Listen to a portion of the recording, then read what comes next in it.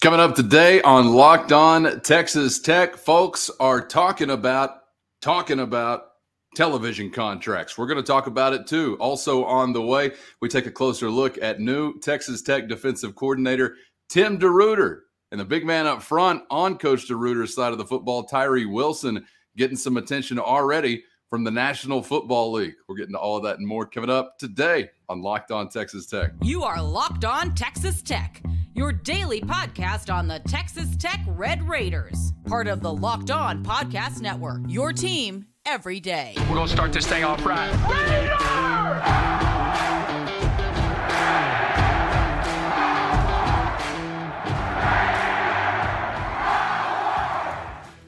Thanks once again for joining us on Locked On Texas Tech, part of the Locked On Podcast Network. It's your team every day, no paywall, for free, anywhere you get your podcasts or subscribe there on YouTube as well. I'm Casey Cowan with the only Chris Level to my left. And Chris, we got plenty to be excited about here this week as we spent a lot of time talking Texas Tech football. We got a season kickoff just a few days away. Saturday night from the Jones as the Red Raiders hook up with Murray State, and we will get back to talking Texas Tech football on this episode. But there's some other exciting things that are beginning to manifest here this week as it relates to a big picture future. We're talking about the Big 12, and of course, that means we're talking about the future of Texas Tech. As you might have seen by now, as we inch closer to the end of the week, Fox Sports, ESPN, reportedly open to engaging in talks immediately with the Big 12 conference as it relates to the future of television broadcasting agreements. So these things can change from day to day, maybe even sometimes from hour to hour, but we'll get into what this means for the Big 12, for Texas Tech and beyond. But no question about it, this always moves the needle, Chris. That gets people's attention. Realignment fever, even a few days away from the season, you can't stop it. I was not expecting this morning. This is kind of non-news in some ways, otherwise, but in some ways it could be massive news. I think this is really news, in my opinion, for the Pac-12 as much as it is the Big 12. You know, I think this was a really strategic move by the Big 12 today, because basically what has happened is, and it's going to start a snowball effect of sorts, domino effect, whatever, in that you decide to announce publicly, we're going to kind of, take a shot at this early on, way ahead of time before we're really supposed to. And I think it is a red flashing light to the Pac-12 in that the Big 12 wants real data. They want real numbers. They want to find out what they're worth, not what their Twitter worth is or what somebody on a message board thinks, like RedRaidersports.com, something like that. They want to know what real numbers they can potentially tell Arizona, Utah, people like that. What people forget, I think, is that the exclusive window for the Pac-12 to negotiate ended about a month ago with their current TV partners. I think they thought they were going to have the first bite at the apple and be first in line and be before everybody, but they didn't get anything done, and now everybody's waiting and seeing. So the Big 12 has basically said to everybody, we're going to get involved now. We're going to see what the deal is, and now let's start the process. It also means, Casey, and this is, I think, fairly substantial news, if you start getting into these conversations, I think it does give Oklahoma and Texas an out. I think they can start to negotiate their exit maybe a year early. I've often thought and said, I think this will be the last time that you get Oklahoma and Texas in Lubbock. Will be this season. This only speeds that up potentially, although there's that side deal with Texas and the political folks that, that the Texas Tech folks could end up, getting a home and home with Texas and all that stuff, but that we'll set that off to the side. But I think this is fairly fascinating today, Casey, because I'm curious what ends up coming of it and kind of what this was a strategic move by the Big 12 and Brett Yormark today. There's no doubt about it. And there's got to be something on the part of the network that involves strategy as well, don't you think? Maybe as far as motivating some of those still in a Pac-12 house right now to potentially consider acting sooner rather than later. I don't know exactly what the future is going to hold, but I do look to the past. And when the Texas-Oklahoma exit news broke, I did feel like, as you were alluding to there, that what was on paper as far as a term of agreement that they would have to fulfill would not be what the reality was going to reflect. Where there is a will, there is a way. And I think for the most part, and count me as a Tech fan included in this, I think there's a real appetite to get down the road after these types of agreements are in place and after the entire world knows. I think there begins to really be, I'm going to borrow a couple of phrases from you. I think there is a snowball full of dominoes that begins to roll down the street whenever so much of this is already agreed to and people are ready to get on to the next thing. I think the writing has been on the wall for the Pac-12 for some time. Those not named Oregon and Washington specifically, probably Stanford on that list also to a degree. But if you're talking about the four corners, if you're talking about Utah, Colorado, or the Arizona schools that have mostly been within the kind of context of Big 12 possible expansion conversation, the writing has been on the wall for them for a while. And look, I'm not trying to push them to get finished with the grief, the stages of grief, the grief cycle. Go ahead and take your time, do your thing. But there's a point where you have to get out of the denial phase and you've got to begin to bargain with your new reality. And we know this, don't we, as Tech fans? I mean, we're getting used to a new normal as is. I mean, as we speak, because you're in a conference with freaking Cincinnati for crying out loud now moving forward. So there's a new normal for a lot of folks. I kind of feel like as a Texas Tech fan within that new normal, however, Chris, this is all good news if you're thinking that Texas Tech's home for the foreseeable future and really an extended foreseeable future is going to be in the Big 12 conference. And you know what? I pat the fans on the back in this one. And I know it ties in somewhat to administration, boosters, support, infrastructure at the university. It all kind of reflects one another. But for a period of time now, without the media reporting on this or highlighting this, Big 12 fans have cared more about every ball that bounces or is thrown or is shot or is passed or is golfed or chipped or whatever than Pac-12 fans do, period. And I think that's why you see, while the cream of the crop of the Pac-12 still has obviously good opportunity in the Big 10, there's some pretty good middle ground programs who probably need to look the way of the Big 12 if you're actually, and I can't even believe I'm saying this out loud, are actually looking for stability. Could it possibly be the case that the Big 12 somehow right now is feeling like their house is not built upon sand anymore? Cowan, let's make it clear. The Pac-12 is vulnerable. They are, because you were vulnerable a year ago, and then you responded by adding 4 schools that it may not ultimately add a ton of dollars. It will, but I don't know if it. But you added really good football programs. And look at the top 25 polls this year. I mean, Cincinnati was a playoff team last year. They're expected to be really, really good again this year. Houston is a top 25 team, and all those things.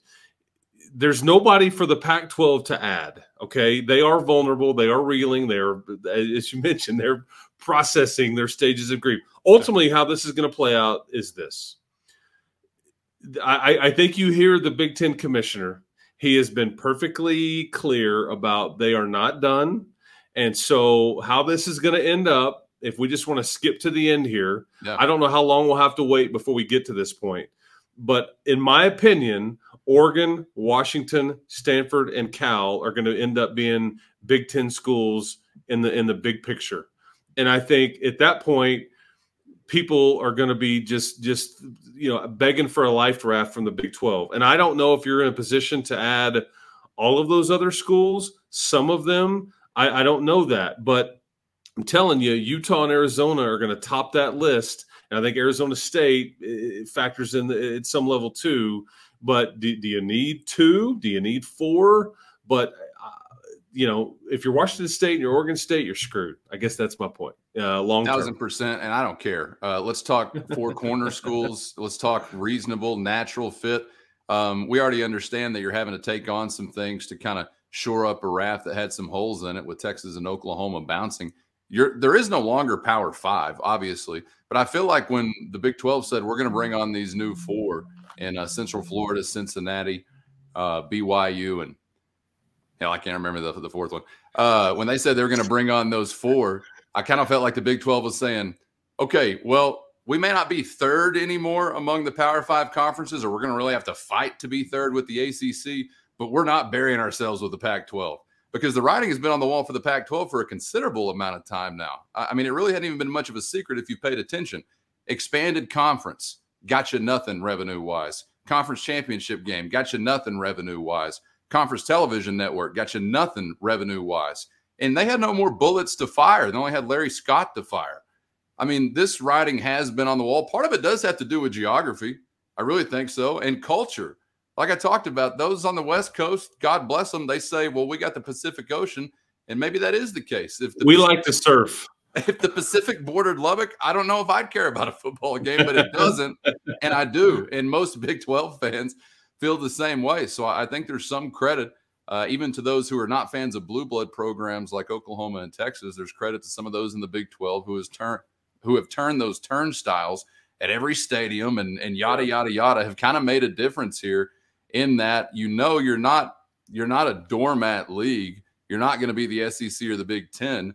But can you gain access to the playoff? Can you continue to increase annual revenue for your members compared to what they were getting previously? I don't think that's all that insane if you're pulling some of this off with the Pac-12 conference. I want to ask you a question, though, specifically about Texas Tech, Chris, because I'm talking a lot about the future of the Big 12 and what it can be and this and this and this.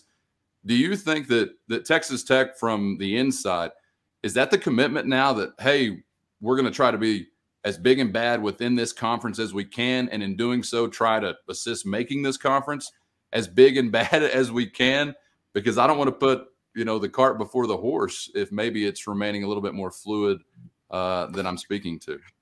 Yeah, I think there was a time. I mean, let's just go back to last July and August. I mean, there was a time if the Pac-12 called, I think you would have seriously engaged and you would have done it. You would have done it. And I think that it is a situation to where if you had have done it, I don't know if everybody would have been anywhere near as interested in the West Coast time zone and the late night kicks and all those things as they think they would have. It sounded good in theory, but at the time it's about survival. You're just trying to make a go of it and everything like that. I think now, though, I don't think you would be interested in trying to join that league, because as soon as the Big Ten calls a Washington or an Oregon, they're gonna go, and they should. So absolutely. Even if this is a temporary scenario, and maybe it's a year or two down the road before the Big Ten says, okay, now we'll do it. There's an eventuality there, I guess is my point. And at some point, Washington and Oregon are going to have to make a decision. It's a game of chicken. We talked about this the other day. They're going to have to listen and say, okay, do we want to lock ourselves up here, there? Do we want to wait? And they're kind of, it's an interesting scenario there, but they're going to bring along Stanford and Cal, I think, with them. That's my opinion. Do you think that collection depends on Notre Dame? Is Cal out if Notre Dame says, give me Stanford as a traveling partner and get these other two yahoos? Oh, yeah. I think Notre Dame trumps them all. We know that. Everybody, I'm curious about Cal getting in, because they got to be reminded they have an athletics department, it seems like. Does it not matter? And their stadium is like, what is it? Isn't it on a volcano? Earthquake proof. It's built on a volcano. Yeah, it's earthquake proof. But I think that's more about, and there are the theories out there, Casey, about USC wanting to squeeze their competition on the left coast and saying, we're in a scenario now, we can own this thing. We're going to get all the money. And so, but I think at the end of the day, the Big Ten folks will tell USC, hey, sit tight. This is what we're doing. Much like the SEC told Texas A&M. I know you don't like it about the whole Texas thing, guys, but guess what? It's happening. The ink is dry. Sit quietly and cash your check. I found out as a Texas Tech fan last year, as a college football fan, when I really had to ask myself where I wanted Texas Tech to be, it wasn't the Pac-12. And that was in part because of the things I already described, knowing that they were a dead conference walking, which another thing I didn't actually list there was the fact that USC's third tier rights, they were getting about as much money as like Texas Tech, maybe 15, 20 behind UT, OU, all these others. That was not tenable. That was not going to last. And again, the Pac-12 had nothing, absolutely nothing to do, no bullet in their gun to help that situation. So this has been inevitable for a considerable period of time. But Chris, what I learned last year in asking myself as a college football fan or a college sports fan, what I really wanted, it's just interesting weekends. And to me, that's more emotionally tied into those who are regionally based, those matchups that have any history to them really to any degree. You've lost what were the two most enjoyable games to me for the foreseeable future in the Longhorns and the Aggies, obviously. You try to cook up some heat with Texas Christian, but again, their fans kind of have to be reminded to be fans of that football team. Houston, it's at Baylor. You're trying to cook these things up. But that's why I would have said, even at that time, regardless of the Pac-12 being in dire straits or not, I'd rather just stay home and play the people I've already been mad at for a number of years. You know, does that make sense? I know that it may not even been the most lucrative decision. Maybe you would have made more money stay in a healthy Pac-12, even though that wasn't a thing. But I just want to play games or go to games that carry that special feeling that only college sports does. It's something that's not replicated on any other level, and we're losing a lot of it.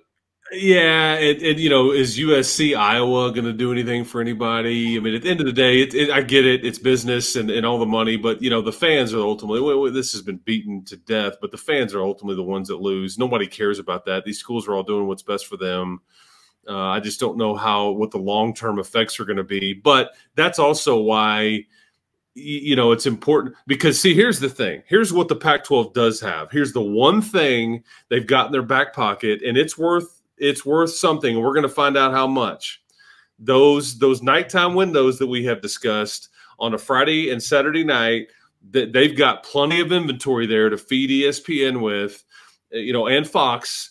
You know, the 9 o'clock kick on a Friday and Saturday night for 13 straight weeks. You got 26 slots. That is worth something. However, if you take away and you end up with 6, you know, Pac-12 schools and you're the Big Ten, guess what? Now you've got that inventory as well, because you can mix it up enough to where there's enough home games there to where you're filling that up and you're just owning this thing.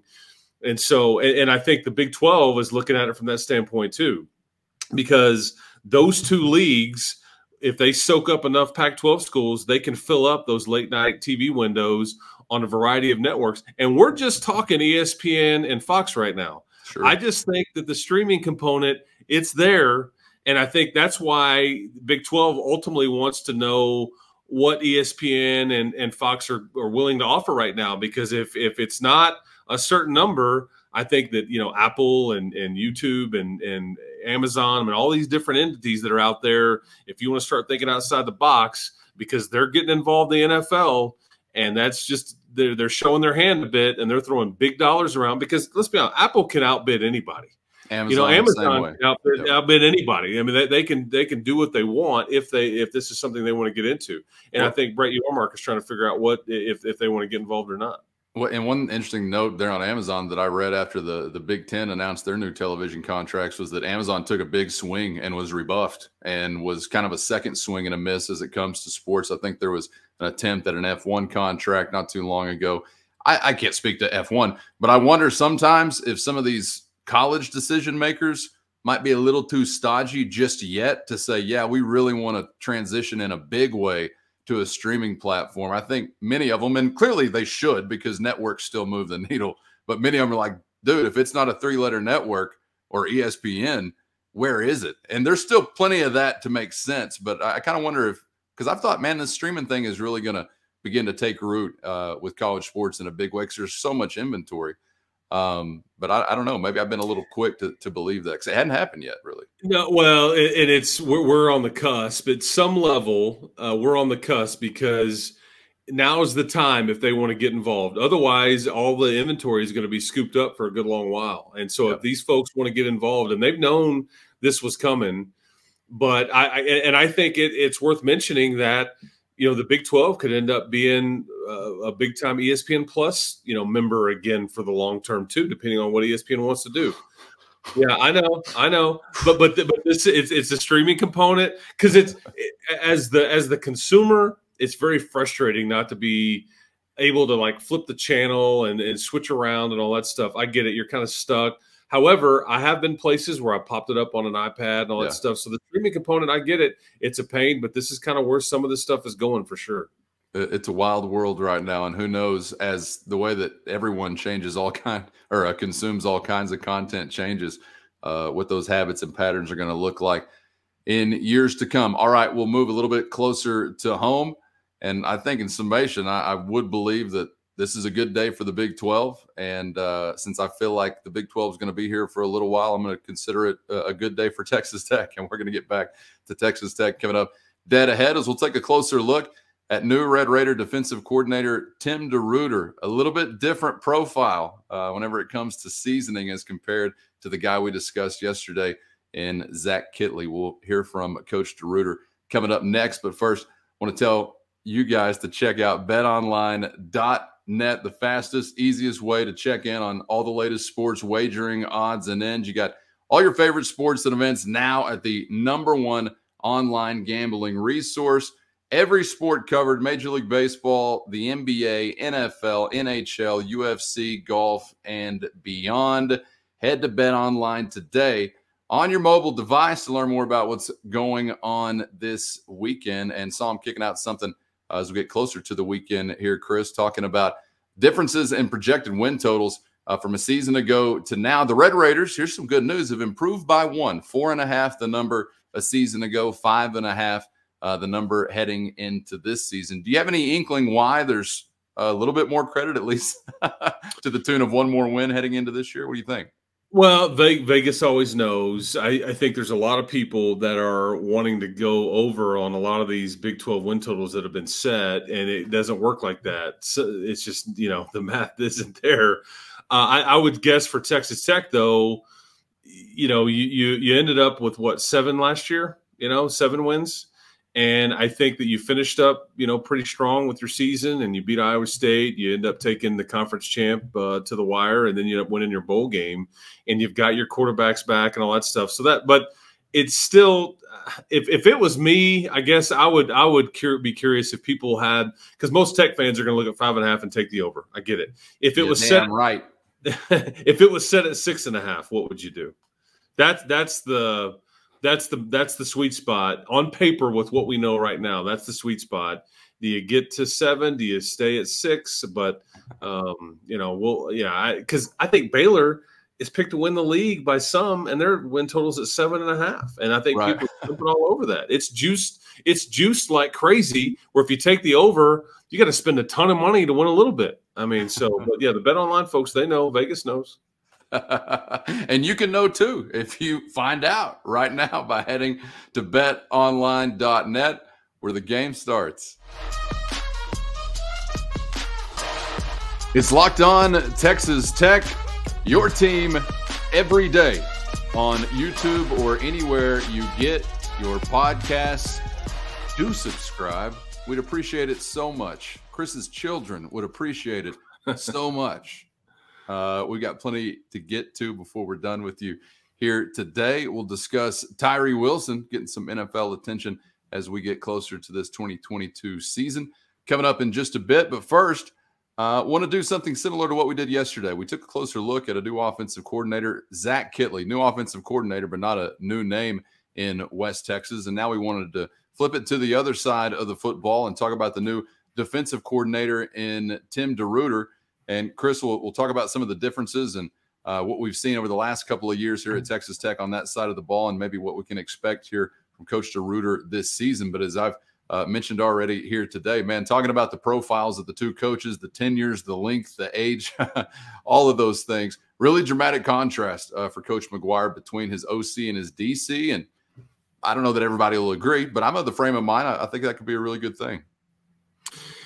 Yeah, I think Tim DeRuyter, and this was a really fascinating hire to me. I think there was some talk about, where they try to go get Jim Knowles from Oklahoma State, who ends up going to Ohio State. And Joey's a defensive guy, but I was real curious who he was going to bring in here, Casey. And I think Tim is a very experienced guy. This is something he's done at the Power 5 level in this state and other places.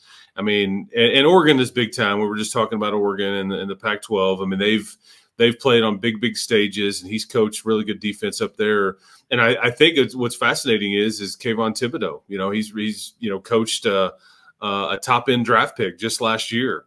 And so, and obviously he kind of knew Tyler Shuck as well from there was a bit of a relationship there as the DC going against Tyler in practices, but excited about what Coach DeRuyter can do. I think that you're starting to turn the page a bit because I think Keith Patterson was a real guy. I think you did see some improvement there. The roster is really old, and I think they've started to churn out some draft picks on that side of the ball.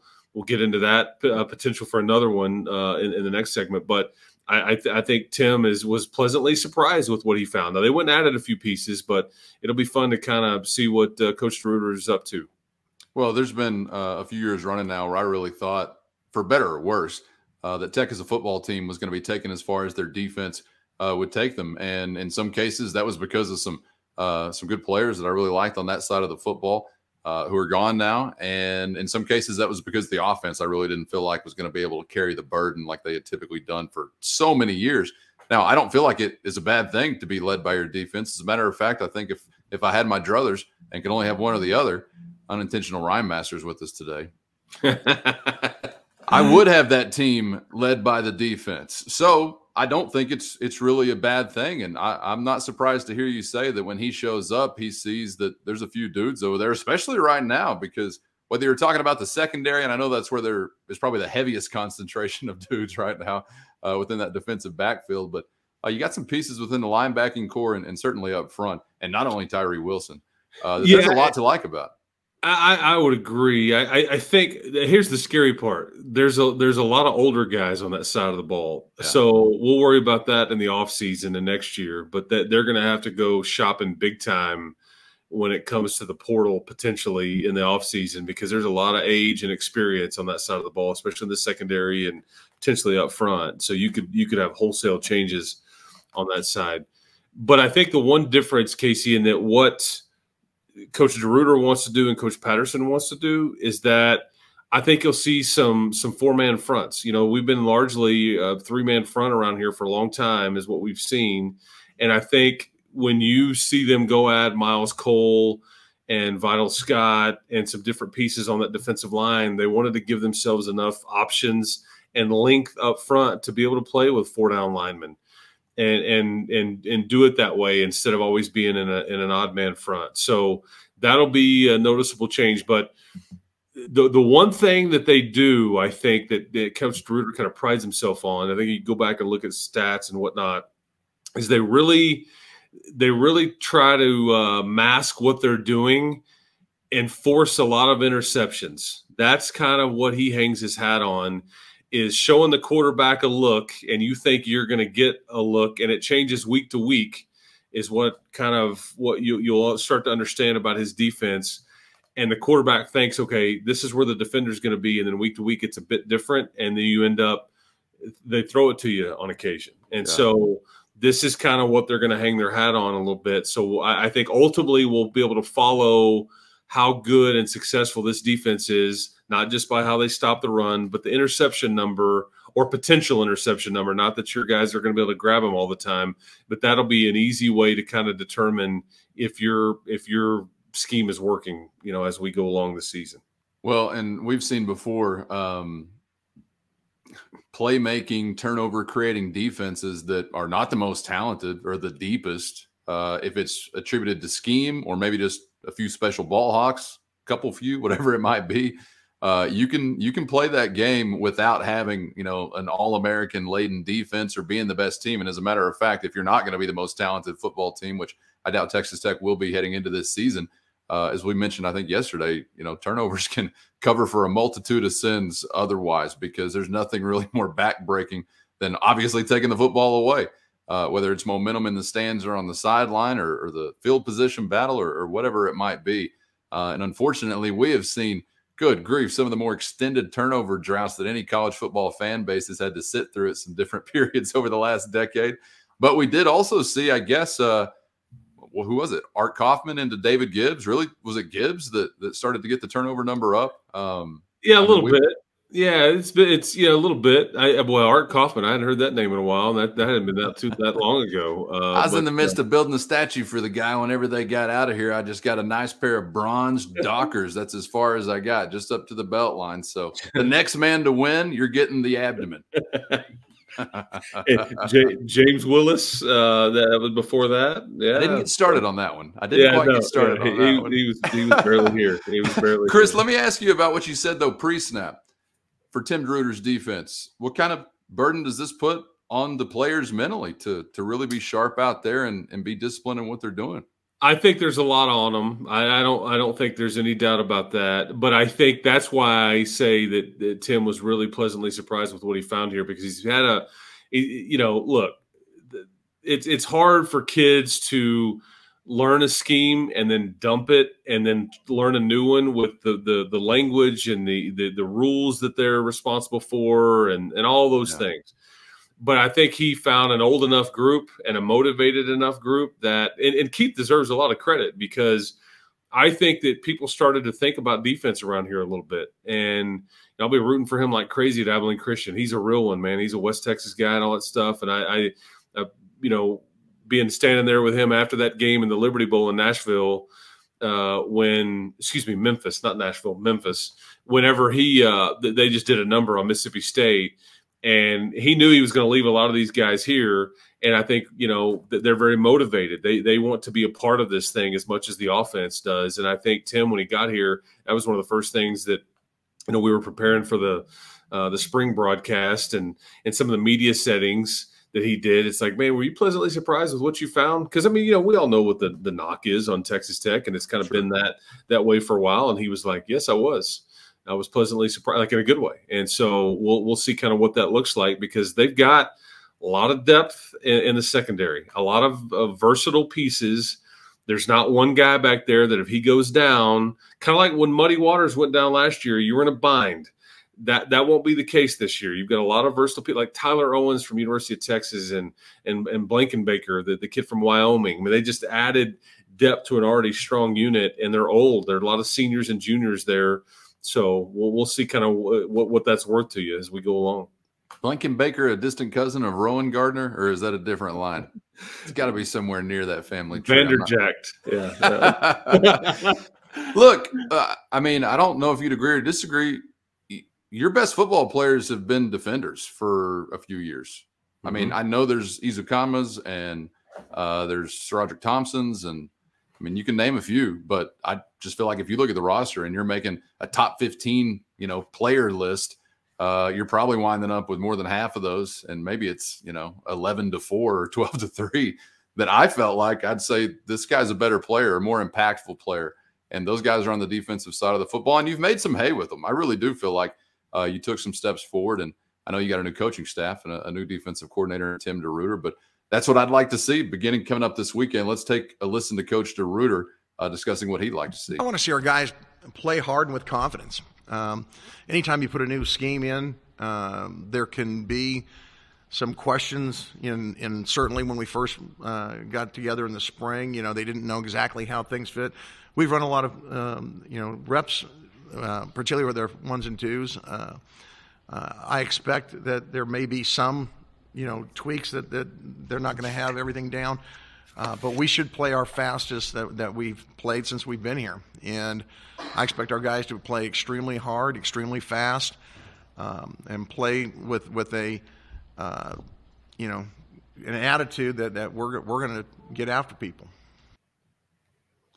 I hope I'm not reading too much into what you said when you're talking about trying to disguise some things and fool some quarterbacks, because I interpret it a little bit as being maybe complex or a little complicated.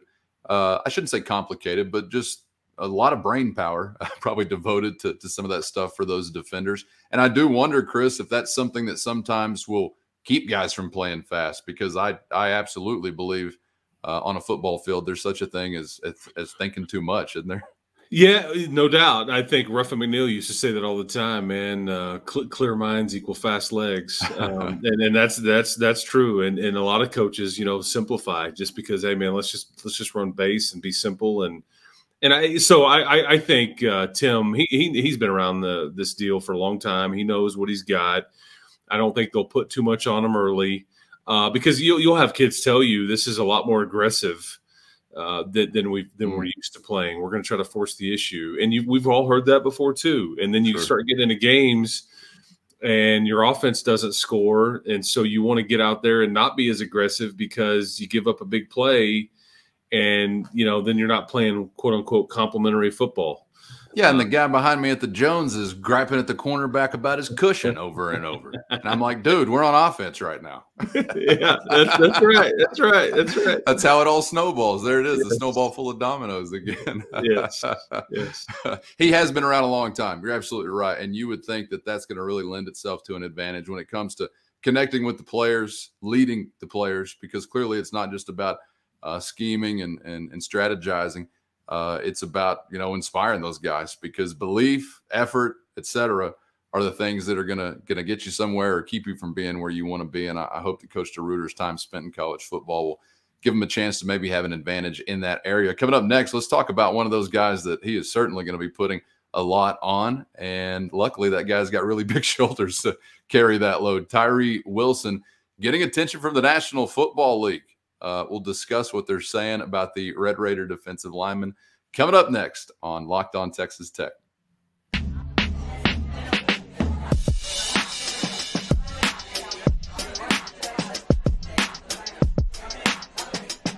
Thanks for making Locked On Texas Tech your first listen every day on the Locked On Podcast Network with Chris Level.